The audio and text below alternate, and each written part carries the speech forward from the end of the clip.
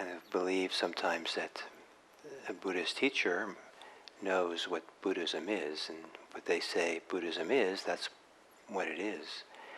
But there are so many different lineages, denominations, schools, traditions, variations in Buddhism.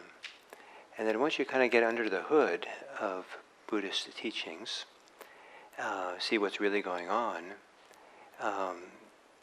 rather than having this abstract, perfect, primordial, unchanged teachings from the Buddha that have been handed down perfectly intact, no variation, right down to the present moment, and that's what you get. Really what you're getting always is you're getting the synthesis, the interpretation, the adaptation, the application of Buddhist teachings that people have heard and studied through their own practice, through their own experience, and through their own background and dispositions and all kinds of things. And it's always getting reformulated and redone. Of course, Buddhist teachers seldom admit this, because then your teachings don't have as much authority. And you have more authority if you say, this is what the Buddha teaches. This is Buddhism. And you better, this is it. But there really is no Buddhism. It's an abstraction, it's a vague idea. And you're always getting it through the interpretation of someone. I think it's probably fair to say, so you a little bit to emphasize this, how care you need the care you need in listening to these people who present Buddhism to you, whether it's like me teaching or in books. And that is, for most of these 2,500 years that Buddhism has been taught, it's mostly been taught by men. And it's probably a good thing that anybody teaches, but some men have a certain, I don't know what they have.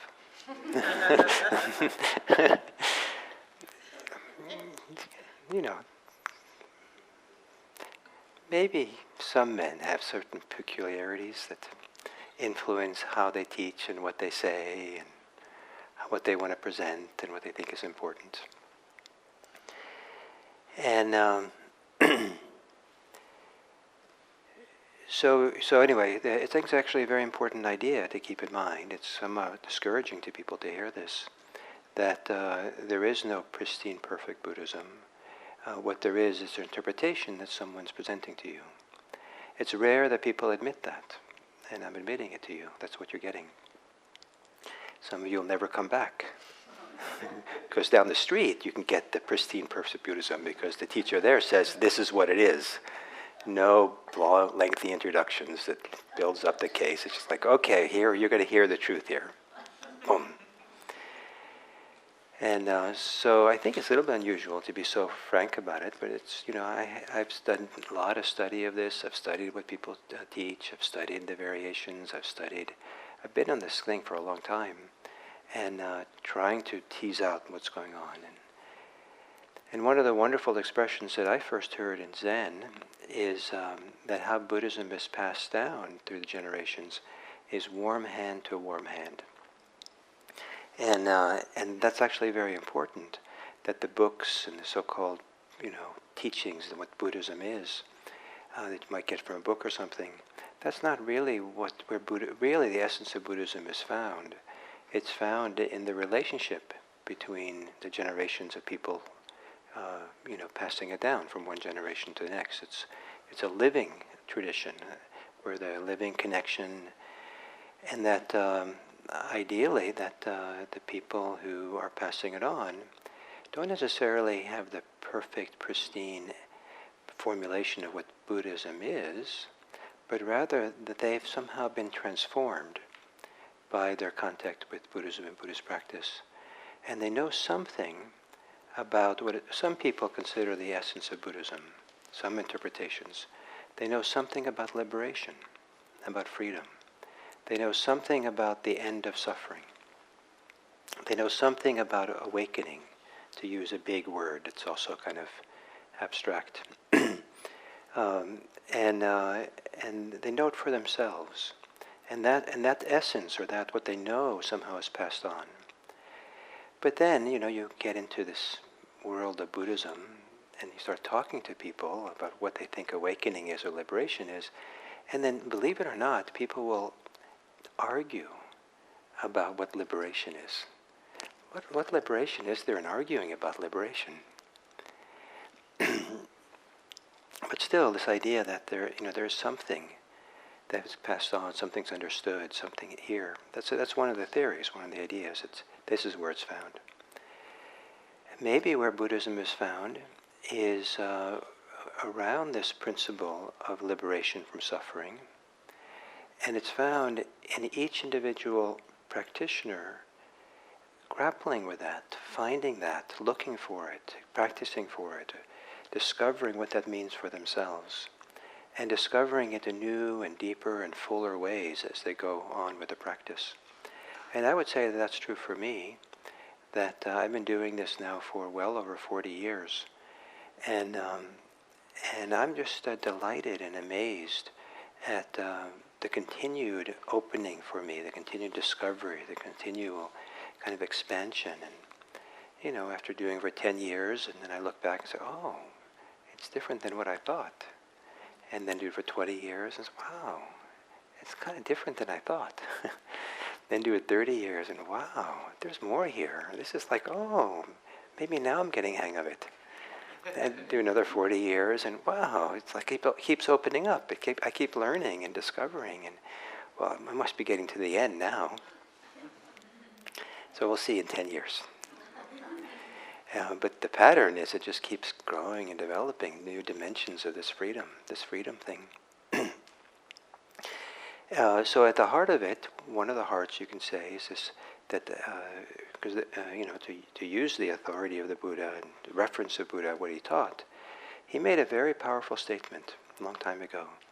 And the fact that this person who founded Buddhism, and many of us look back to with a degree of reverence and respect, kind of wanted to encapsulate what he teaches in this little statement. Is kind of noteworthy. It kind of stands in contrast, maybe, to a lot of other religious traditions who make a short statement of what their religions really is at the essence. It kind of expresses the flavor of what this man was about. He said that what I teach is suffering and the end of suffering. He points people to understand in a deep way the nature of suffering. Or he points to people to take a good, deep, honest look at how you have distress, you have fear, you're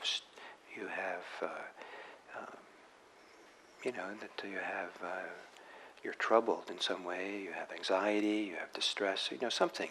In Buddhism we tend to use the word suffering. Really take an honest look at that. But not so that you just suffer better, but rather so that you can see through it. And they sometimes use the word penetrate it to the other side, to the place where you're free from suffering. And that's what really kind of these 44 plus years I've been doing, is I keep discovering new dimensions of this, new ways and this works. And I find, phenomenally grateful for my teachers.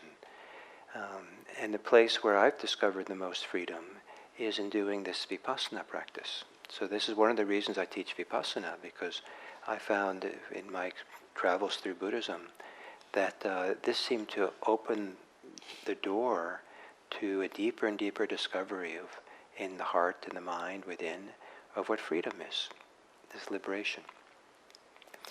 And so I like teaching in this tradition. A lot of that has to do with the tremendous power of mindfulness. Mindfulness is a practice of being honest. Mindfulness is a practice of really stopping to be present, first learning to be present, which is no small task, and stay present when you experience, and then learning to be phenomenally honest about what's here. And that just keeps opening up. You start discovering and seeing more and more different aspects of your life and how your mind works. And then if you're lucky, if you do that work really, really deeply, to really look and be still and focused and clear and develop a certain degree of capacity for really concentrated looking deep into your mind and heart. If you're lucky enough, you get a new operating system. Isn't that nice? You get an upgrade. But many people don't get a new operating system. Many people just have the same operating system, and they adjust it a little bit, and they patch it a little bit, and they learn how to work with the kinks in it, and they get passably by in their life. But to really do this practice, to discover the ability to get very, very clear in the mind. So the agitations and the preoccupations, the bias, the fears, the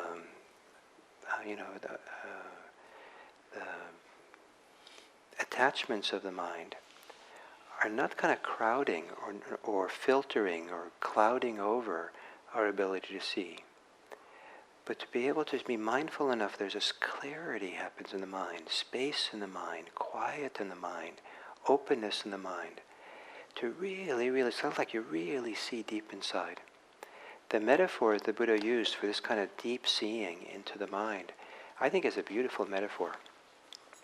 He uses the metaphor of a clear lake, completely clear, and you're standing on the edge of the lake, and maybe there's no wind or anything, so it's a clear surface, and you're able to look into the water, and you can see what's there. You see the little rocks on the ground, and on the lake bottom, you see the shellfish, the little shell animals that are going around, or shells.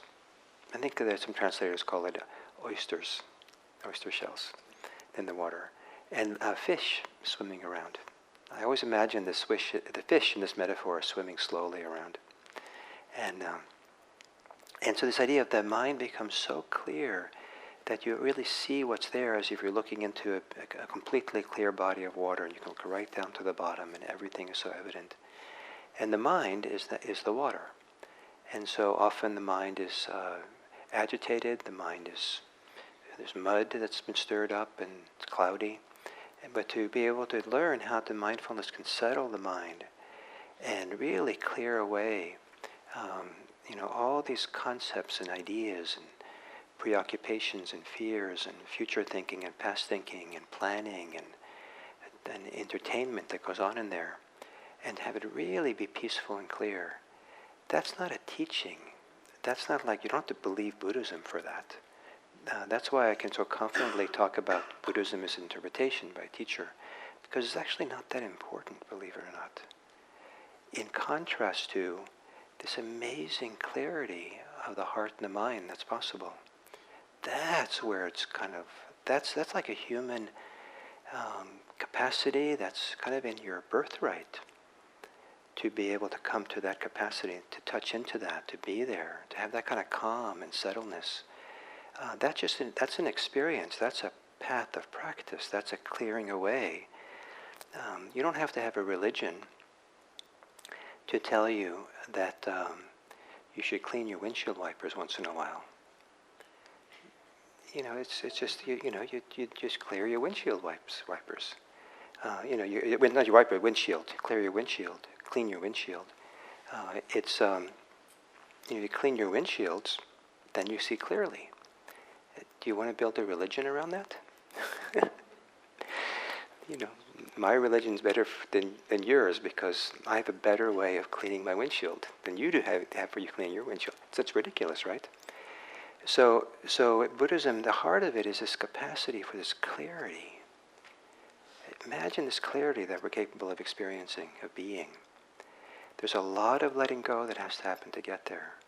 A lot of discovery of how we're conceited, caught up in self, how we create divisions in our minds between self and others, self and the world, how we hold on to these precious ideas, hold on to ideas of identity, of status, of pleasure, of fear, of our wounds, our resentments. There's all this kind of layers and layers of stuff that produces the cloudiness of the mind that doesn't see clearly. And so to settle the mind down deeply, to quiet it deeply, and then have this clarity, wow, imagine that. So are you getting the sense of the contrast between a religion and clarity of mind? So that's your birthright. Wow, that's great. If you did that, what do you see? You start seeing, if you clean your windshield a little bit, then you notice when there's a bird dropping on it. Splat. But if the windshield is really, really dirty and it's full of bird splats, you wouldn't see the next one. If it's really pristinely clear and there's no dust or any smudges on your windshield whatsoever, you'll notice the little smudge that comes up, that appears. And it's really obvious. And if you've never had a clean windshield and you've been driving around for decades in a dirty windshield, it's like a revelation. Wow, it's possible to have a clean windshield? I'm not always straining to kind of look out the window. Wow, this is amazing. So as people do this practice, it's kind of like that kind of amazement. Wow, first of all, I didn't know I had smudges. I didn't know that I was kind of going along with the mind that was so cloudy or so caught up in concerns and fears. And I thought it was just built into the fabric of the universe that I was supposed to always be thinking at 10,000 miles an hour, or I'm always supposed to be, thinking about multitasking, thinking all kinds of things, or jumping around from one thought to another in concern, or planning tomorrow forever. Whatever it is, I just took it for granted. That's how it is. One of the things that people take for granted, that they don't even know they're doing it, is how much self-preoccupation there is. It's phenomenal for some people, not for a few, of course, but it's just phenomenal how much self-concern, preoccupations, conceit there is about me, myself, and mine, and all this kind of stuff about me and I.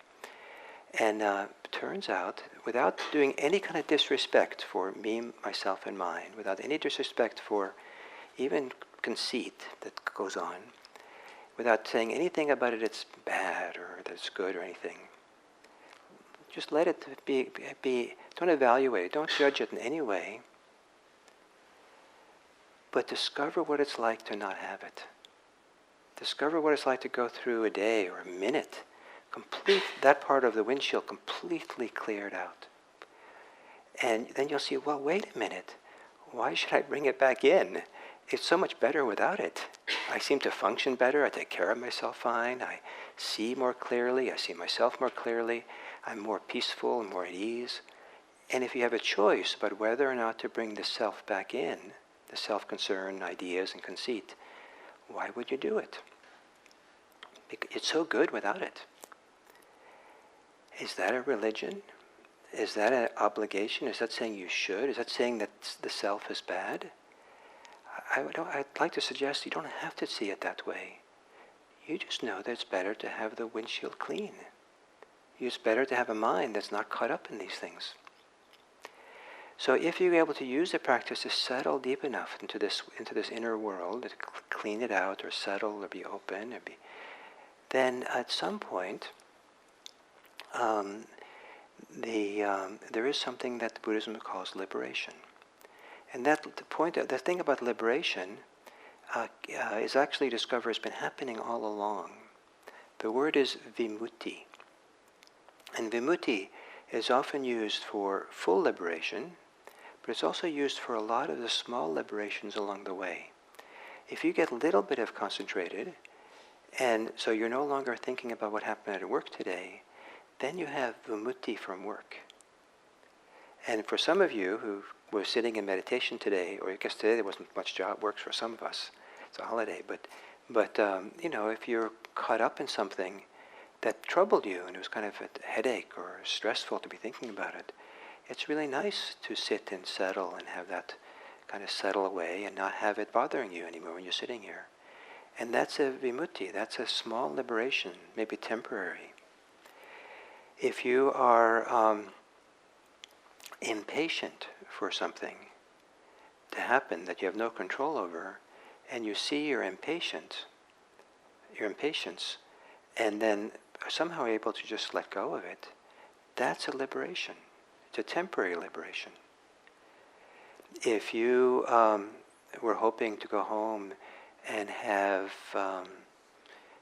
carrot salad for supper, and you look forward to carrot salad, and you couldn't wait to make it. You even like making carrot salad, and you like putting raisins in it, and you can't wait. You're just fantasizing all day about carrot salad, and you open the refrigerator, and there's no carrots, and you're so disappointed, and you're disappointed in yourself. How could you waste the whole day thinking about carrots when you can't own carrots at home? So you kind of beat yourself up, and then it occurs to you to be mindful, and you say, wait a minute. I don't have to think this way. I can just accept there's no carrots and figure out what else to have for dinner. There's a letting go. I'm trying to use simple, everyday examples. But we have this kind of, this letting go, this liberation, in many, many small ways. The Buddhist path is to take that idea of liberation that's accessible to all of us and do it more and more thoroughly, more fully, more deeply. And to do it more deeply and more thoroughly, we need help. Help meaning that we need to kind of develop ourselves, cultivate our capacity for meditation, for mindfulness, for honesty, for stillness, for non-distractibility, to create the conditions within us that we can really bring this mindfulness into the corners and crannies of our minds, into the roots of it, and really, really get down. And it's kind of phenomenal how far you can do this work. And that is what I like to believe the Buddha discovered for us. He didn't discover liberation. Everyone has some idea what that is, letting go or stopping. If you think about it, you have to. You can't get through life without having to let go of something. But to really understand how fully and thoroughly you can clean the windshield, how fully and thoroughly you can let go of this and be liberated from what goes on deep inside, is so dramatic, so clear and so thorough. It's kind of like you get rebooted with a new operating system. And I use that kind of language because the operating system of many people who operate is based on, it's programmed with greed, hate, and delusion, with a certain kind of greediness or wanting or getting, or an aversion, a pushing away, or sometimes the operating system is a lot of fear or delusion. And these strong compulsions to want to have and to get, or the strong compulsions to push things away or be aversive or angry or hateful, is a huge part of human life. And that also happens in small degrees. People who seem perfectly nice people will have small movements of it. Or it's the underlying depth of their operating system. I've seen in myself times where I thought I was compassionate. And at some degree maybe I was. When I really got under it deeply, I saw that I had a desire, a craving, a clinging to an idea of I wanted to be a good person. And I hoped a lot of people saw how compassionate I was. Maybe it's okay. I still got the compassion thing done. I helped someone, so I don't want to be too upset about it. But it's to discover that underneath that compassion there was still a clinging to self, to being seen a certain way, and a concept of who I wanted to be, a good person or something. To see that and clear that from the windshield is a fantastic thing. Wow, that's fantastic. And so you do this deep, deep work of clearing out greed, hate, and delusion. And then the new operating system is one that knows we can go through our life and take care of ourselves in the world without being motivated by greed, hate, and delusion. That's the new operating system that Buddhism offers, or points to.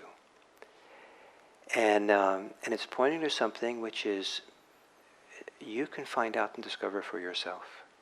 It does not like you have to believe it. It's not that you have to kind of compare it to other religions. It's really, it's Buddhism. All the teachings of Buddhism are really meant to be a mirror or a pointing into yourself that you have the capacity to clean your window, clean your mind. And so much good comes out of that. One of the forms of liberation and freedom that the vimuttis that the Buddha talked about is the liberation that comes from loving kindness. The liberation that comes from compassion. The liberation that comes with sympathetic joy, appreciative joy, and the liberation that comes from equanimity.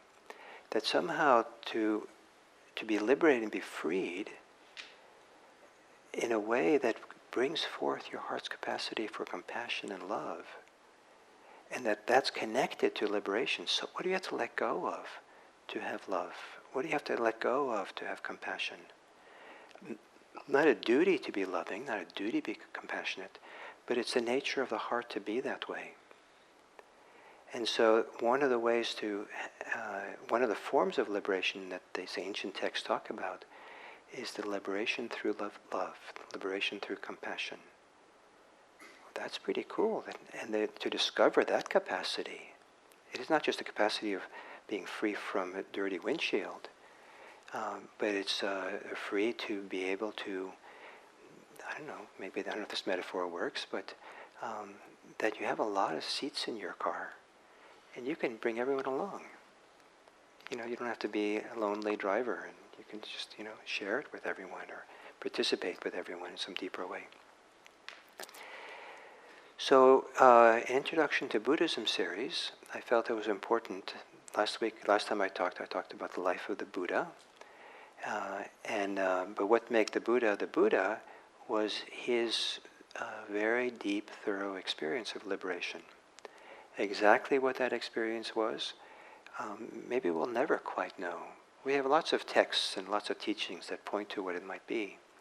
But we don't have to be completely clear that we know what it is. We don't have to know the results to understand that this mindfulness practice, the meditation practices that Buddhism offers, the ethical practices it offers, the wisdom practices or teachings that it teaches, that they are all useful for us to discover liberation, vimutti, in small ways, and then middling ways, and then bigger ways, and then the biggest kind of possible way. That this is a possibility. That's where we're finding Buddhism. You are becoming the Buddha, or you're becoming the repository, the warm hand to warm hand that can demonstrate to express what it is. If you keep going to books to find Buddhism, you're looking in the wrong direction. You want to, unless those books are functioning as a mirror that you use to look back at yourself, to do the work, to do the clearing, the cleaning, the work that it is. So here we are. Today is Martin Luther King Day, and it happens to be my favorite Buddhist holiday, yes, and also the favorite holiday here in the United States because of the work of Martin Luther King. We're not celebrating a war, we're not celebrating fighting, we're not feeling. But we're celebrating someone who was a champion of freedom, and he understood inner freedom. Sometimes he called it spiritual freedom, because he had to be transformed to have the courage and the ability to do what he did. He had death threats, and the story goes he wrote about that. He was about to give up his work for civil rights because of the daily death threats he and his family were getting. How many people?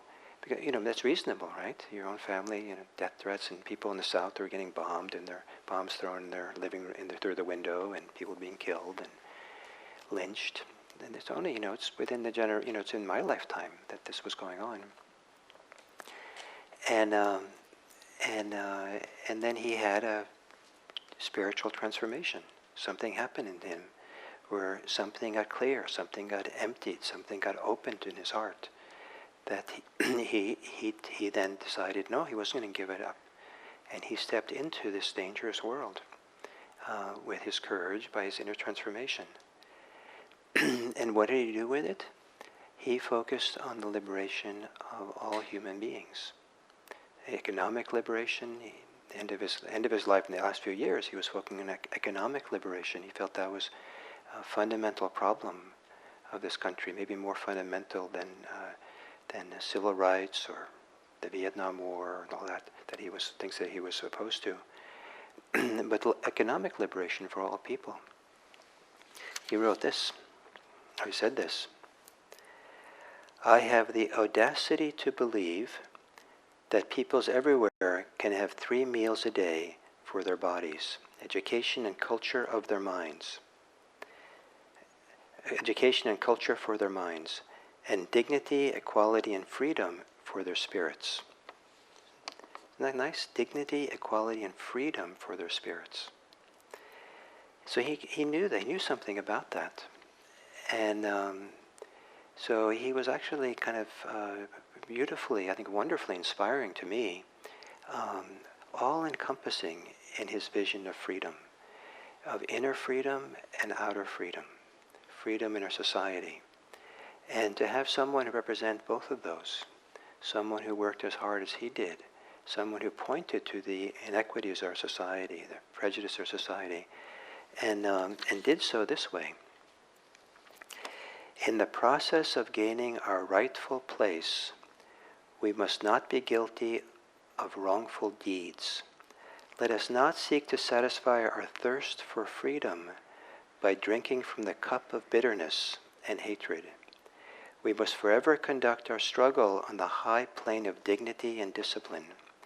We must not allow our creative protest, our creative political protest, to degenerate into physical violence.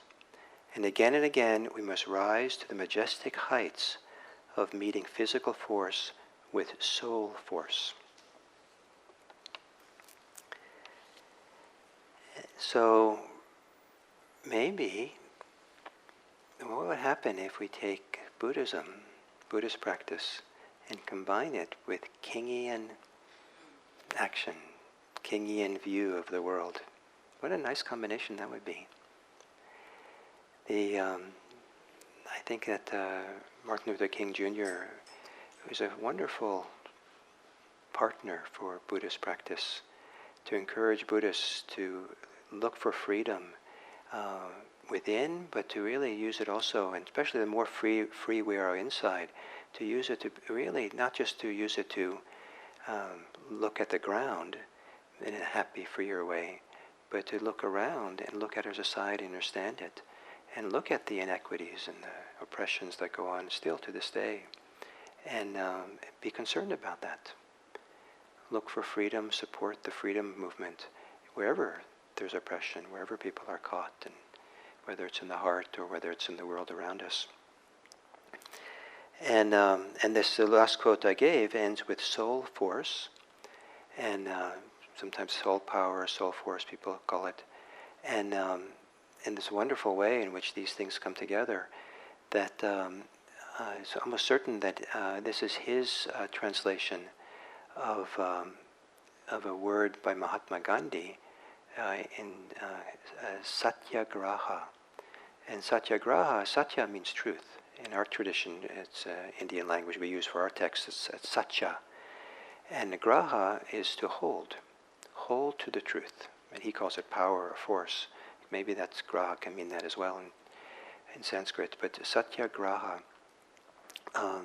that Martin Luther King got this from this Indian tradition, the Mahatma Gandhi. Where did he get it from? I'm not saying he got it from Buddhism, but maybe it's deeply embedded in the Indian culture.